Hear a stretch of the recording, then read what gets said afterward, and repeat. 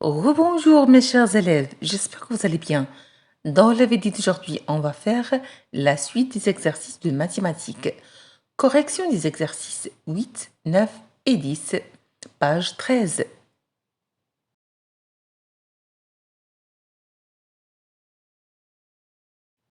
Exercice de renforcement. Exercice numéro 8. Supprimer les parenthèses puis réduire les expressions suivantes. فعندنا هاد العبارات هادو فمطلوب منا أننا نزولو الأقواس ونبسطو. عندنا la première expression a est égal à 5 plus entre parenthèses 2x plus 3. مطلوب منا أننا نزولو لي بارونتيز. باش نحيدو لي بارونتيز عندنا زائد، فزائد دائما ملي تكون عندنا زائد قبل الاقواس فما تتاثرش، يعني ما تنغيرو حتى شي. اذا غادي نحطو 5 زائد 2 اكس زائد 3. ما غاديش تاثر لنا هاد العمليه بالمره. علاش؟ الاشاره زائد ما تتاثرش، فحال اللي كاينه فحال اللي ما كايناش. المشكل اللي تيكون عندنا الوقت اللي تكون عندنا ناقص ناخذوا الحذر ديالنا. نمر الى ب. عندنا كذلك ب تساوي 5x ناقص عامل 3 ناقص 4x.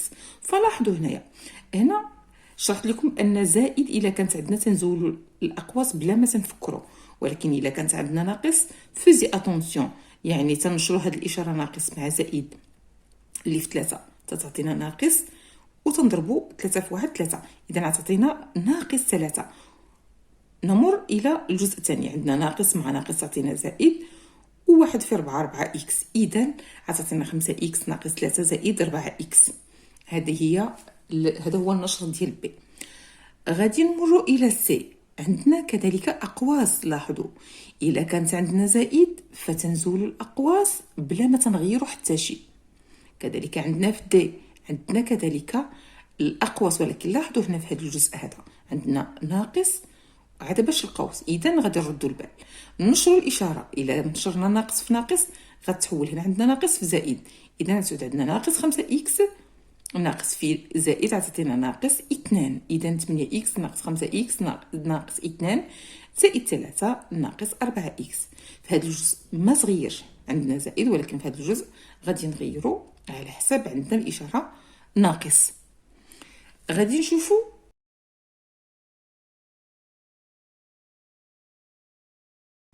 l'exercice numéro 9. من بعد ما غادي نشوفوا واحد 3 ديال التمارين والشرح ديالهم، غادي ندوزو للاجوبه مكتوبه. relier les expressions qui sont égales puis trouver l'intrus. يعني قال لك غادي نخرجوا دوك العبارات اللي هما متساويين، غادي نليهم مع بعضياتهم، غادي نربطوهم مع بعضياتهم، وغادي نستخرجوا كذلك العنصر الدخيل ما بين هاد العبارات. عندنا 3 اكس زائد 4 اكس زائد 3 ناقص اكس زائد 5. شنو تعطينا؟ هي 4 اكس ناقص اكس 3 اكس، و5 زائد 3 هي 8، اذا غتعطينا 3 اكس زائد 8. 3 اكس زائد 8 ما عندناش في هذا الجزء هذا بالمره. عفوا. Exercice numéro 9. Relier les expressions qui sont égales puis trouver l'intrus. فمطلوب منا اننا نربطوا العبارات بالقيم ديالها ونستخرجوا كذلك هذاك العنصر اللي هو دخيل. فعندنا العباره الاولى ديال 4 اكس زائد 3 ناقص. احتاطوا هنا اننا هاد ناقص غادي نشروها داخل الاقواس في هاد الجزئين، اذا ناقص اكس غتعطينا ناقص اكس ناقص 5. 4 اكس زائد 3 ناقص اكس ناقص زائد ناقص 5 غتعطينا هي 4 اكس مع ناقص اكس غتعطينا 3 اكس، و3 ناقص 5 هي ناقص 2. ف 3 اكس ناقص 2، 3 اكس ناقص 2، اذا هو هذا. غادي نربطوا هذه بهذه. بالنسبه اكس ناقص 3 ناقص 4 اكس، 7 اكس نقصوا منها 4 اكس غتعطينا 3 اكس ناقص 3 ناقص 3، اذا 3 اكس ناقص 3 غتعطينا هذه، اذا غادي نمروا هذه لهذه. نا 3 زائد 4 اكس ناقص 7 اكس، غنديرو 3 زائد 4 اكس ناقص 7 اكس غتعطينا هي 3. 4 اكس ناقص 7 اكس غتعطينا هي ناقص 3 اكس، اذا غتعطينا 3 ناقص 3 اكس غادي نبليوها مع هذه. 6 اكس ناقص 3 ناقص 3 اكس ناقص مع ناقص غتعطينا زائد 6، إذا عندنا 6x ناقص 3x غتعطينا هي 3x، وناقص 3 زائد 6 غتعطينا هي 3. إذا غنحصلو على 3x زائد 3. 3x زائد 3 هو هذا الجزء هذا. عندنا كذلك ناقص قوس 4x زائد 5 زائد ناقص مع ناقص تعطينا زائد x. إذا غنحصلو على ناقص 4x زائد x هي ناقص 3x ناقص 3x ناقص 5 ناقص 3x هي ناقص 5. غادي نربطوها بهذا العدد، و 5x زائد 3 زائد 3 ناقص 5x. فهنا عندنا ولات 5x وهنا ناقص 5x. إذا غتساوينا 0 و 3 زائد 3 هي 6. إذا غتعطينا هو هذا العدد هذا ديال 6. 5x ناقص 5x هي 0. إذا هذا هو 6. غادي نمروا للتمرين العاشر. من بعد ما غادي نكمل لكم الشرح غادي نشوفوا الأجوبة مكتوبة.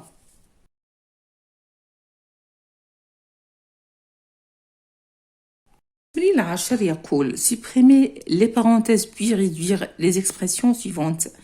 فمطلوب منا أننا نزولوا الأقواس وكذلك نبسطوا هاد العبارات هادو.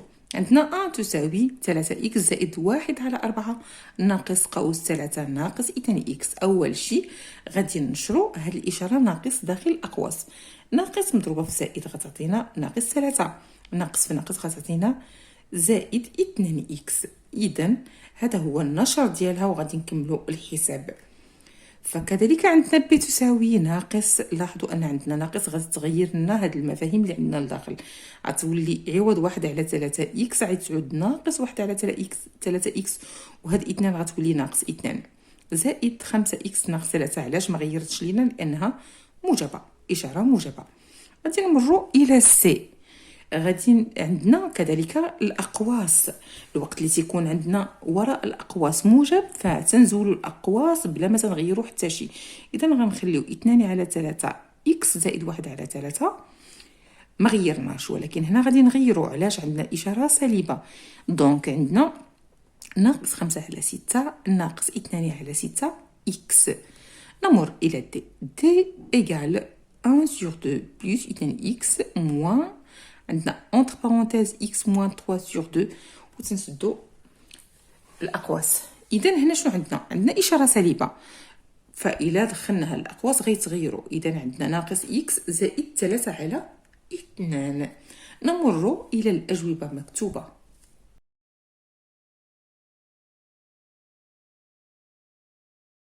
La correction de l'exercice numéro 8, page 13. عندنا l'expression a est égale à 5 plus entre parenthèses 2x plus 3. فمطلوب منا أننا نزولوا الأقواس. إذا ملي غادي نزولوا الأقواس غتصير العبارة على الشكل التالي: 5 زائد 2x زائد 3. مادام عندنا إشارة موجبة إذا ما غاديش يتغير عندنا هاد ليكسبرسيون، فقط تنزولوا الأقواس وتنكتبوا داخل الأقواس تنزلوه.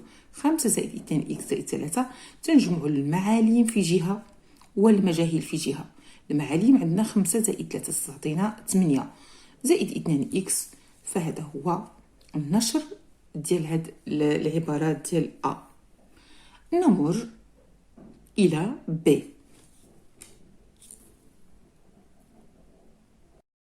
B est égal à 5x moins entre parenthèses 3 moins 4x. فباش نزولوا الأقواس هنا خصنا نردوا البال هاد الإشارة اللي عندنا سالبة.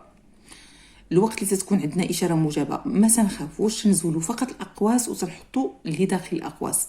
لكن لما تكون عندنا واحد الإشارة سالبة فتردوا البال. 5x تنحطوها كما هي، عندنا ناقص مضروبة في زائد تعطينا ناقص وتنحطوا العدد. هنا عندنا ناقص في ناقص يعطينا زائد، وهنايا بحال عندنا واحد تنضربو في 4x هو 4x. إذا غادي دابا المرحلة الثانية وهي أننا تنديو المجاهيل في جهة والمعالم في جهة. 5x قربنا عندها 4x عطاتنا 9x ناقص 3. إذا b هو 9x ناقص 3. فبالنسبة لسي عندنا العبارات ديال عندنا أقواس 4x زائد 2 زائد أقواس ناقص 6x ناقص 2. أول شي تنردو البال يعني وراء الأقواس شنو عندنا هنايا إشارة موجبة وهنا عندنا كذلك إشارة موجبة. إذا غادي نزولوا الأقواس وتنزلوا ما داخل الأقواس بدون تغيير، يعني غنحطوا هاد العبارات ديال سي كما هي فقط تنزولوا الأقواس. المرحلة الثانية وهي أننا سنقوم بجمع المجاهيل في جهة والمعاليم في جهة. المجاهيل اللي عندنا 4x ناقص 6x تنحطوهم حدا بعضيتهم وتنديروا المعاليم في جهة وهي 2 ناقص 2. 2 ناقص 2 تعطينا 0 و 4x ناقص 6x تعطينا ناقص 2x. إذا سي تساوي لنا ناقص 2x. سي تساوي ناقص 2x.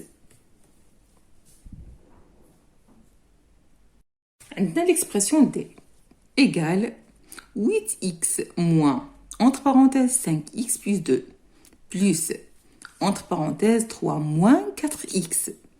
طلبنا كذلك نزولوا الأقواس بكل بساطة تردوا البال.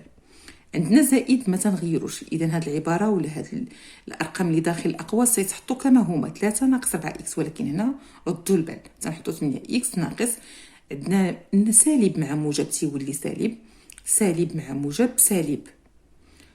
عندنا الإشارة زائد تنحطوا داخل الأقواس كما هو 3 ناقص 4x. المرحلة الثانية الموالية وهي أننا تنديو المجاهيل في جهة والمعاليم في جهة. المجاهيل اللي عندنا هما 8x ناقص 5x ناقص 4x والمعاليم هما ناقص 2 و 3. إذا غنبداو نبسطو. عندنا 8x ناقص 5x وهي 3x ناقص 4x زائد 1 و 3x ناقص 4x هي ناقص x زائد 1. علاش ناقص x ماشي x؟ لأن إشارة أكبر عدد ماشي هو 3 هو 4، إشارته سالبة، إذا غتكون عندنا واحد الإشارة سالبة وتنقوموا بعملية الطرح اللي هي عادية تيعطينا ناقص x زائد 1.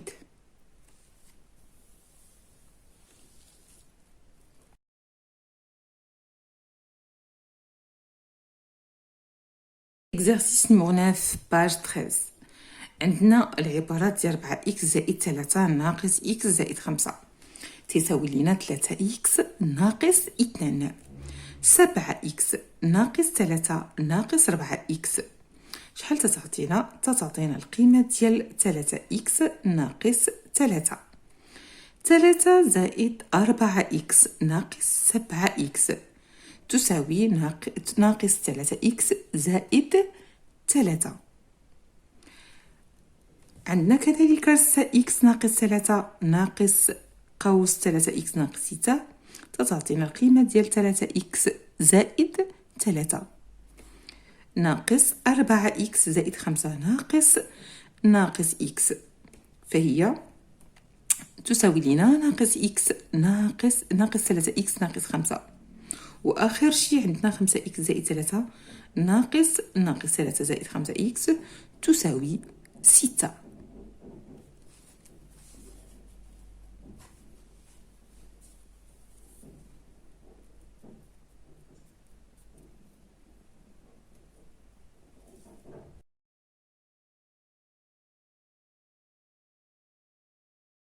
Exercice numéro 10, page 13. عندنا l'expression A تساوي 3x زائد 1 على 4 ناقص 3 ناقص 2x. تردوا البال هنايا علاش عندنا إشارة سالبة. إذا ملي تنجيو نشرو في هاد الطرفين بزوج، نضربو ناقص في 3 تعطينا ناقص 3 ونضربو ناقص في ناقص تعطينا زائد 2x. ما بالنسبة لهاد الطرف تيبقى كما هو. غادي نديرو في هذه المرحله المواليه خصنا نعرفوا المراحل اللي خصنا نتبعوا. المرحله المواليه هو اننا خصنا نجيبوا المجاهيل في جهه والمعاليم في جهه. 3x زائد 2x تعطينا 5x، 1 على 4 ناقص 3 تعطينا. تنقوموا بالتوحيد اول شيء تنوحدوا تعطينا هي 1 على 4 ناقص 12 على 4 يساوي 5x زائد أو ناقص 12 ناقص 1 غيعطينا 11 على 4. إذا آخر شيء غنحصلو على 5x ناقص 11 على 4. فغادي نمرو لبي. البي تساوي ناقص نفتحو قوس 1 على 3 إكس زائد 2 زائد نفتحو القوس 5 إكس ناقص 3. فردوا البال لهاد الجنب هذا اللي فيه الإشارة سالبة. علاش؟ غادي نشروها داخل القوس. إذا ناقص مع موجب غتعطينا ناقص، وناقص كذلك مع موجب تعطينا ناقص. إذا هاد 1 على 3 ولات ناقص 1 على 3 إكس، وهاد 2 ولات ناقص 2. بالنسبة لزائد اللي هي وراء الأقواس تنحطوا العبارة كما هي 5 إكس ناقص 3. إذا المرحلة الموالية وهي أننا تنديو المجاهيل في جهة والمعاليم في جهة. إذا عندنا ناقص 1 على 3 إكس زائد 5 إكس كم يساوي؟ سنقوم بعملية التوحيد، نعملو بإكس ونقوم بعملية التوحيد.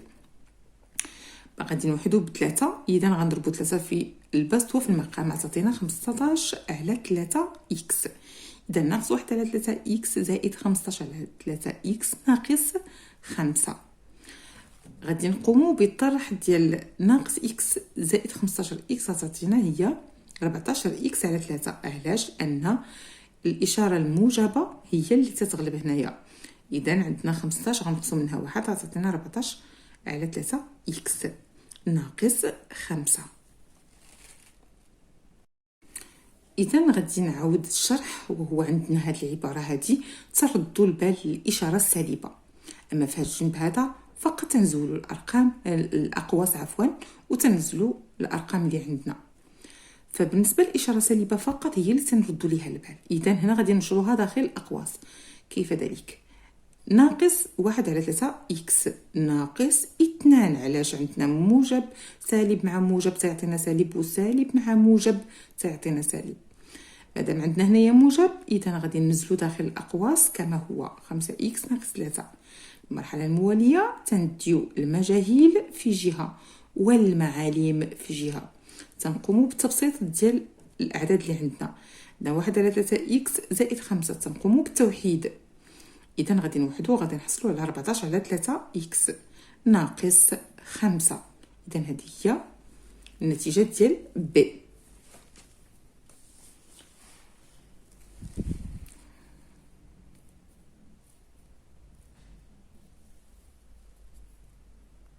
L'expression C est égale, entre parenthèses, 2 sur 3 x plus 1 sur 3, moins, entre parenthèses, 5 sur 6 plus 2 sur 6 x. إذا تبسيط هاد العبارة هادي فتردوا البال الإشارة اللي هي ناقص، فردوا البال وعاودوا ردوا البال. دو ما عندناش إشارة سالبة هنايا تنسحبوا ولا نزولوا الأقواس وتنزلوا الأرقام اللي عندنا. إذا نحطوا 2 إكس 2 على 3 إكس زائد 1 على 3 بدون تغيير أي شيء. فعندنا هنا الإشارة ناقص. ردوا البال أننا غادي نغيروا ناقص، نردوا البال شنو عندنا داخل الأقواس. يعني ماشي تنجيو نغيروا، تنشوفوا شنو عندنا داخل الأقواس.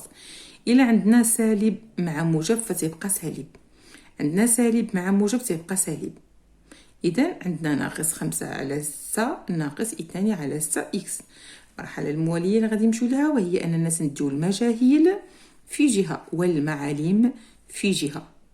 إذا غادي نقوموا بالتبسيط في هذه المرحلة الموالية. كذلك غنبداو في التبسيط. عندنا 4 على 6 إكس ناقص 2 على 6 إكس. هنا قمنا بالتوحيد باش نقوموا بعملية الطرح.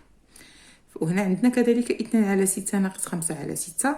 هنا غادي نقوموا كذلك بالتبسيط. غتعطينا هنايا 2 على 6 إكس زائد مع ناقص غتعطينا ناقص 3 على 6. إذا على اش حصلنا؟ إذا غادي نحصلوا على 2 على 6 إكس ناقص 3 على 6 يساوي كم؟ يساوي 2 على 6 وهي 1 على 3 إكس، وناقص 3 على 6 هي ناقص 1 على 2. فقط قمنا بعملية الاختزال، اختزلنا.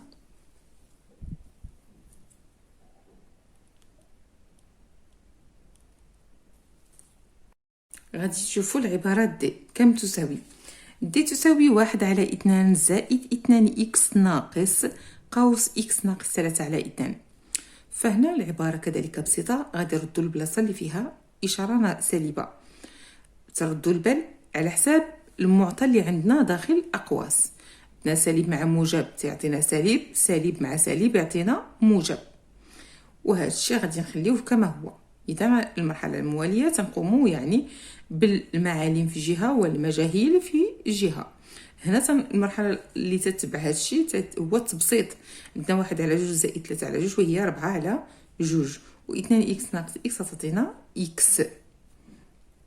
إذا شنو غادي نديرو؟ 4 على 2 هي شحال؟ هي 2 في 2 على 2 في 1. غنقومو بعملية الاختزال.